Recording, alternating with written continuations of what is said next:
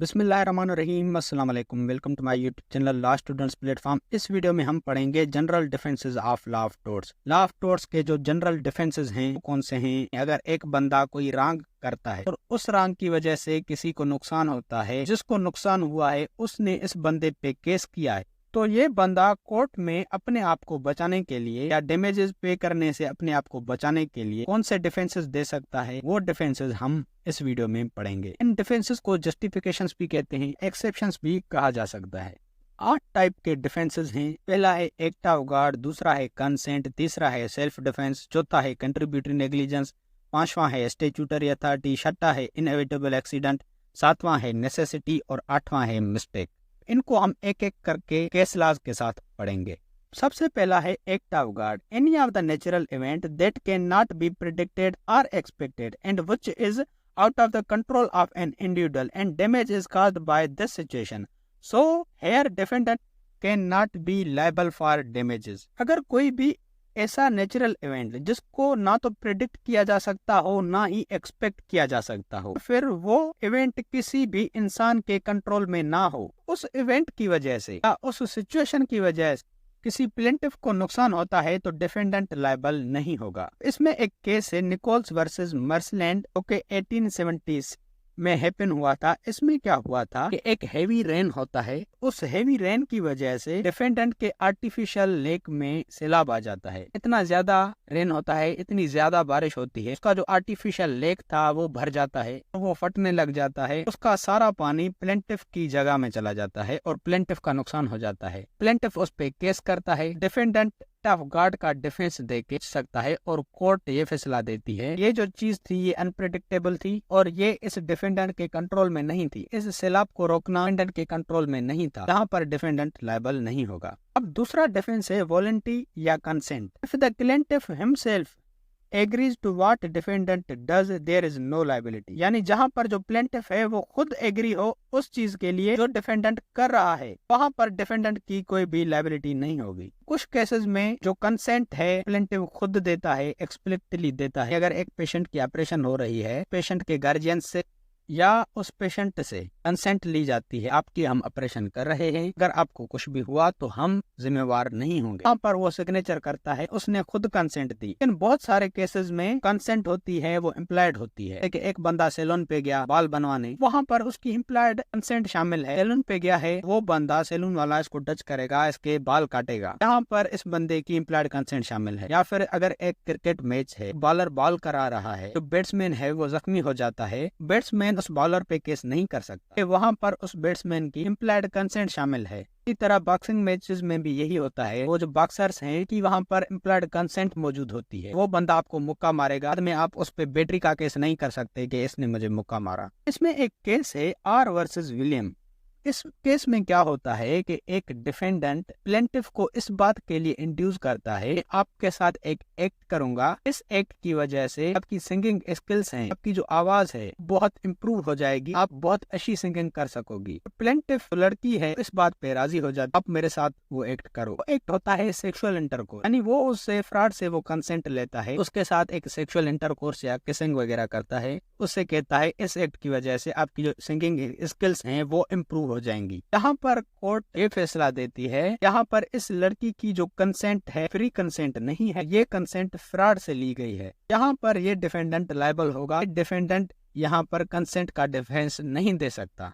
इसमें एक और केस है पद्मावती वर्सेस दुगा नायका। इसमें क्या होता है कि एक बंदा जीप पे जा रहा होता है, तो दो बंदे उस जीप वाले से लिफ्ट मांगते हैं। जीप वाला उन दो बंदों को लिफ्ट दे देता है और आगे चल के जीप का एक्सीडेंट हो जाता है, उसमें एक बंदे की डेथ हो जाती है और एक बंदा इंजोर हो जाता है। वो दोनों ही, वो मर गया, उसके गार्जियन इंजोर हो गया, वो खुद जीप वाले पे केस करते हैं, हमें डैमेजेस पे करे। यहाँ पर हेल्ड किया जाता है ये जो दो बंदे थे खुद जीप में दाखिल हुए थे, इन्हें खुद अपनी मर्जी से उस बंदे से लिफ्ट, यानी उन दोनों बंदों की कंसेंट शामिल थी वहाँ पर। अब ये तो एक आम चीज है, जीप का एक्सीडेंट हो सकता है, जीप वाले ने इंटेंशनली उस जीप का एक्सीडेंट नहीं किया। वहाँ पर एक तो ये डिफेंस हो सकता है, वहाँ पर उन दोनों की कंसेंट शामिल थी। दूसरा इनएविटेबल एक्सीडेंट का भी डिफेंस वो जीप वाला दे सकता है कि उसने इंटेंशनली तो वो एक्सीडेंट नहीं किया। अब थर्ड नंबर पर आता है सेल्फ डिफेंस या private defence. Under common law a person is protected by this defence. A person can use reasonable force which he believes is necessary to protect himself or his property or someone else. There should be imminent threat to person's life or property.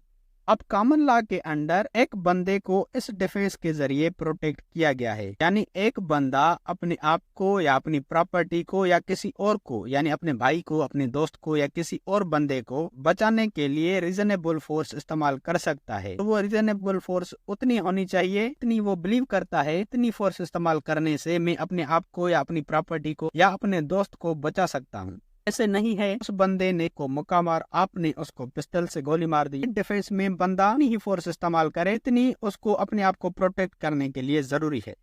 अब यहाँ पर बंदे की life को या बंदे की property को इमिनेंट थ्रेट होना चाहिए। ऐसे नहीं है एक बंदे ने धमकी दी आज मैं आपको 10 दिन के बाद मारूंगा, वो 10 दिन के बाद तैयार है, मैं भी 10 दिन के बाद सेल्फ डिफेंस पे इस्तेमाल करूंगा, भी इसको मारूंगा। अब इसको एक टाइम मिल गया, चीज इमीडिएट इस पे नहीं हो रही, इसके पास ये टाइम है, ये पुलिस स्टेशन जा सकता है, कोर्ट जा सकता है, वहाँ पर कह सकता है कि ये बंदा मुझे थ्रेट कर रहा है, प्रॉपर्टी को नुकसान पहुंचाने के लिए थ्रेट कर रहा है या मेरी लाइफ को नुकसान पहुंचाने के लिए थ्रेट कर रहा है। उसके पास जो थ्रेट हो वो इमिनेंट हो, फिर ही वो बंदा सेल्फ डिफेंस या प्राइवेट डिफेंस इस्तेमाल कर सकता है। अब what degree of force is reasonable will depend upon the situation, but basic principle is that the amount or type of force must be balanced against the need of protection. अब force की कितनी degree reasonable है ये situation पे depend करता है। Basic principle ये है फोर्स का अमाउंट उतना ही इस्तेमाल किया जाए जितना प्रोटेक्ट करने के लिए जरूरी है।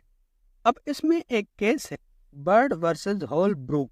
इसमें क्या हुआ था कि एक बंदा किसी की जमीन में इंटर होता है, उस जमीन पर स्प्रिंग गन इंस्टॉल हुई होती है। जैसे ही वो बंदा इंटर होता है स्प्रिंग गन फायर होती है और उस बंदे को इंजोर कर देती है। वो बंदा उस जमीन वाले पे केस करता है, जो भी मेरे को इंजरीज हुई हैं उसके आपको डैमेजेस पे करने होंगे। जिसकी लैंड थी वो ये डिफेंस देता है कि आप मेरी जमीन पर क्यों इंटर हुए, अगर आप मेरी जमीन पर इंटर हुए मेरे पास ये सेल्फ डिफेंस का राइट है। कोर्ट ने हेल्ड किया अगर आपने वहाँ पर स्प्रिंग गन लगाई है आपको वहाँ पर नोटिस भी लगाना चाहिए, इस जमीन के अंदर आना मना है, आप अंदर आओगे आपको स्प्रिंग गन से इंजोर कर देंगी। आपने एक तो कोई नोटिस नहीं लगाया, दूसरी बात कोई भी बंदा गलत है, कोई भी प्लेंटिफ खुद गलत है, तो इसका मतलब ये नहीं है कि प्लेंटिफ ने सारे राइट्स लूज कर दिए हैं। आप उस प्लेंटिफ पे, आप उस ट्रेसपासर पे उतनी ही फोर्स इस्तेमाल कर सकते हैं जितनी उसको रोकने के लिए जरूरी है। उस बंदे को जमीन से रोकने के लिए स्मॉल अमाउंट ऑफ फोर्स जरूरी थी,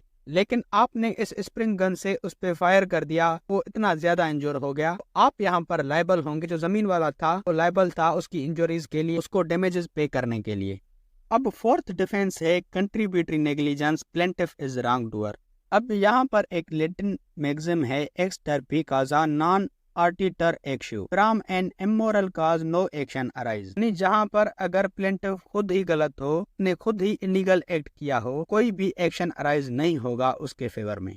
Plaintiff will be unable to pursue legal remedy if it arises in connection with his own illegal act। अगर प्लेंटिफ को कोई भी डैमेज होता है और उसको डैमेज उसके खुद के इलीगल एक्ट की वजह से होता है, तो वो प्लेंटिफ लीगल रेमेडी परस्यू नहीं कर सकता, कोई भी लीगल रेमेडीज हासिल नहीं कर सकता। जैसे कि इसका एक मिसाल है कि एक चोर किसी के घर में घुसा वहां पर चोरी करने के लिए, लेकिन वहां पर एक टूटा हुआ शीशा पड़ा और उस शीशे की वजह से वो इंजोर हो गया। उसने उस घर के मालिक पे केस किया, मैं इसके घर गया, शीशा लगने की वजह से इंजोर हो गया। यहाँ पर बंदा खुद गलत है तो ये यहाँ पर रेमेडी नहीं ले सकता।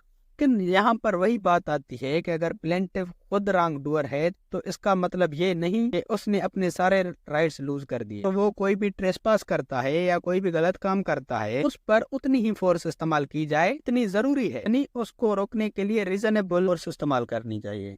अब ये चीज हैपन हुई थी बेंस वर्सेस वार्ड में। यहाँ पर कोर्ट ने हेल्ड किया अगर एक बंदा ट्रेसपास कमिट कर रहा है उस पर रीजनेबल फोर्स इस्तेमाल की जाए उसको रोकने के लिए। दूसरा केस है बर्ड्स वर्सेस होलब्रुक जो हमने अभी पढ़ा, जिसमें एक बंदा एक जमीन में ट्रेसपास कमिट कर रहा तो स्प्रिंग गन्स की वजह से वो इंजोर हो गया। उस बंदे ने जमीन वाले पे केस कि मैं आपकी स्प्रिंग गन्स की वजह से इंजोर हो गया हूँ। उस जमीन वाले ने ये डिफेंस दिया कंट्रीब्यूटरी नेग्लिजेंस का या फिर सेल्फ डिफेंस का, कहा कि आप खुद ही गलत हो, आप यहाँ पर कैसे मुझ पे केस कर सकते हो। कोर्ट ने कहा अगर प्लेंटिफ रॉन्ग डूअर है तो इसका मतलब ये नहीं उसने अपने सारे राइट्स लूज कर दिए। आपने ये जो स्प्रिंग गन्स लगाई हैं ये रीजनेबल फोर्स नहीं है किसी को भी रोकने के लिए, बहुत ज्यादा फोर्स है। आपने यहाँ पर एक नोटिस भी नहीं लगाया, अगर आप जमीन में इंटर होते हो तो आप पर ये स्प्रिंग गन फायर कर देंगी। यहाँ पर लैंडलॉर्ड को लायबल ठहराया गया उसके डैमेजेस के लिए, जो डैमेजेस उस ट्रेसपासर को हुए हैं।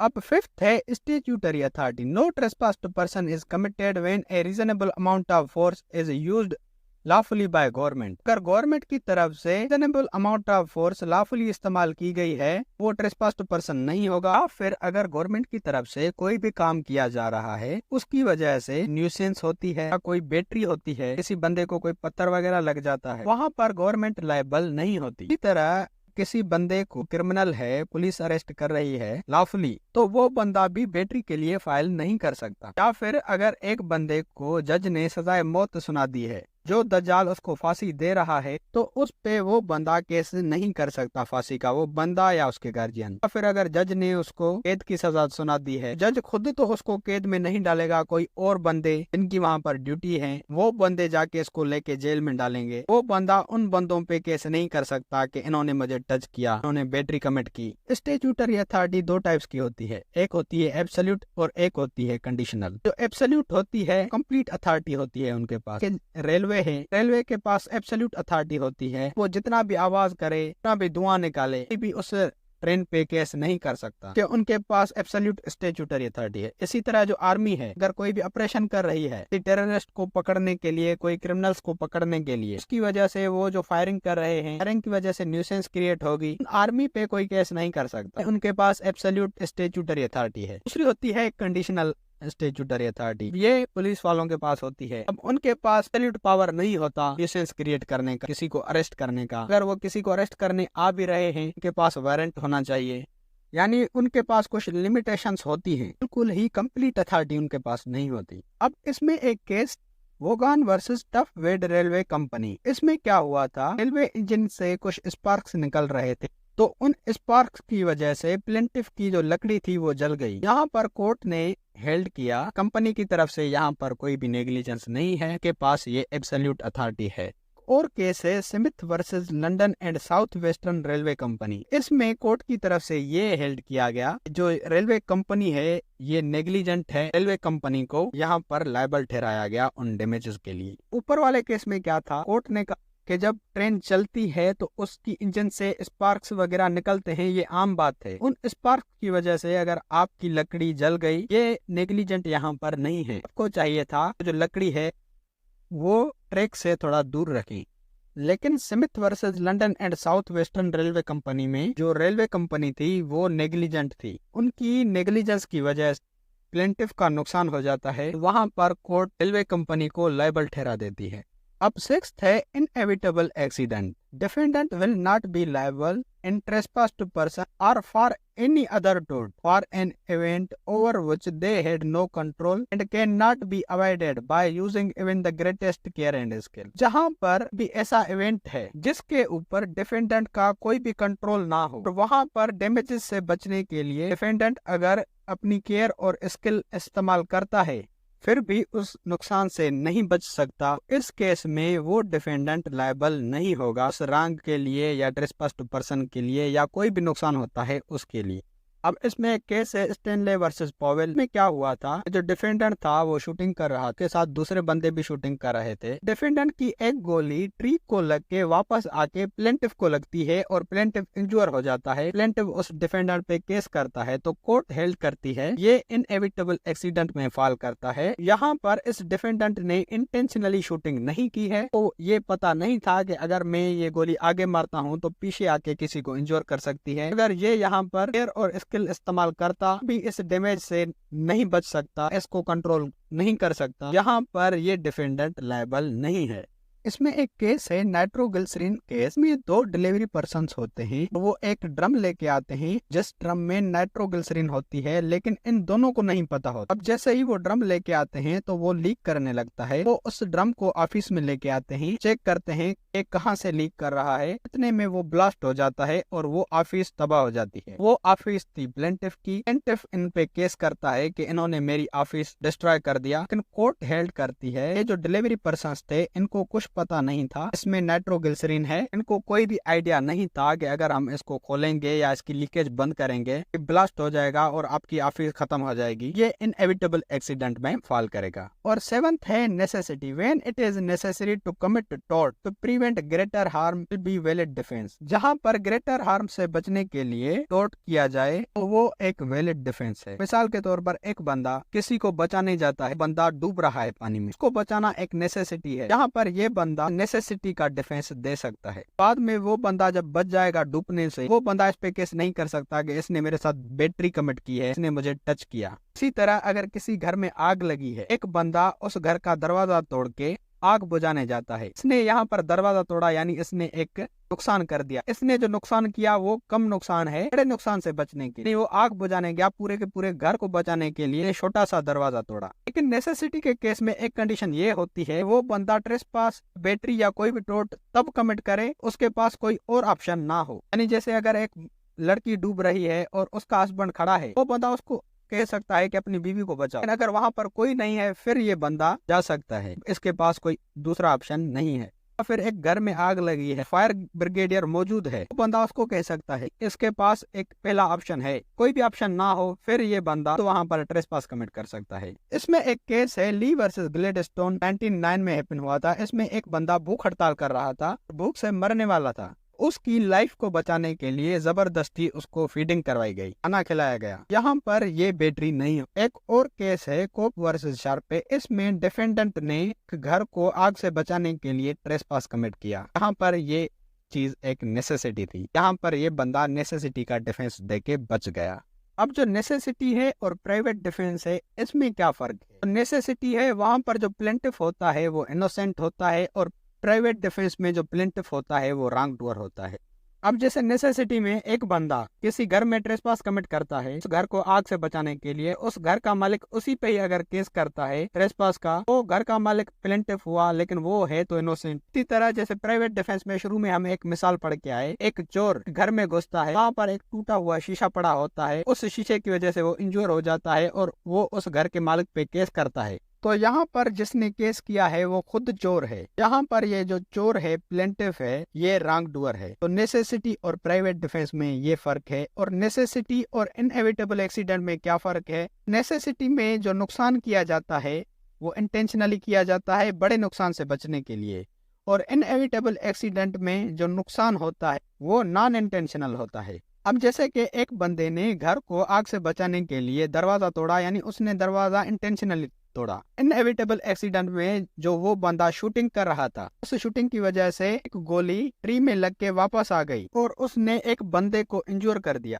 अब उस बंदे को जो इंजरी हुई, यहाँ पर इस बंदे का इंटेंशन शामिल नहीं था, ये काम नॉन इंटेंशनली हुआ। नेसेसिटी और इनएविटेबल एक्सीडेंट में ये फर्क है। नेसेसिटी में जो नुकसान होता है वो इंटेंशनली किया जाता है बड़े हार्म से बचने के लिए। इनएविटेबल एक्सीडेंट में जो नुकसान होता है वो नॉन इंटेंशनल होता है। 8th और last mistake, a person can not give the defence either for a mistake of fact or mistake of law.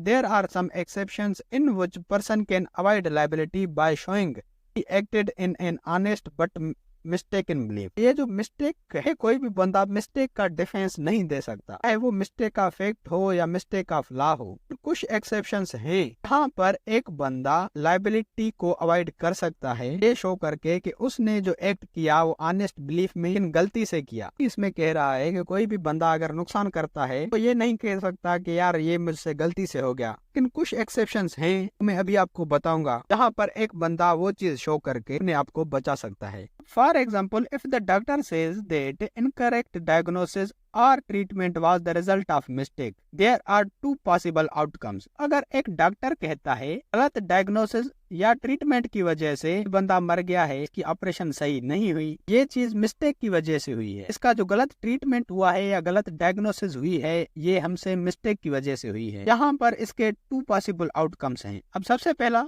अगर डॉक्टर ने कोई ऐसी मिस्टेक की है जिसमें कोर्ट को लगता है कि ऐसी मिस्टेक रीजनेबल डॉक्टर कर सकता है। आमतौर पर डॉक्टर अपने स्टैंडर्ड से नहीं गिरा तो यहाँ पर डॉक्टर नेग्लिजेंट नहीं होगा। डॉक्टर ने एक बंदे का ट्रीटमेंट किया, उसका ट्रीटमेंट सही नहीं हुआ और डॉक्टर ने कहा कि मुझसे गलती हो गई, इस गलती की वजह से इसका जो ट्रीटमेंट है वो सही नहीं हुआ।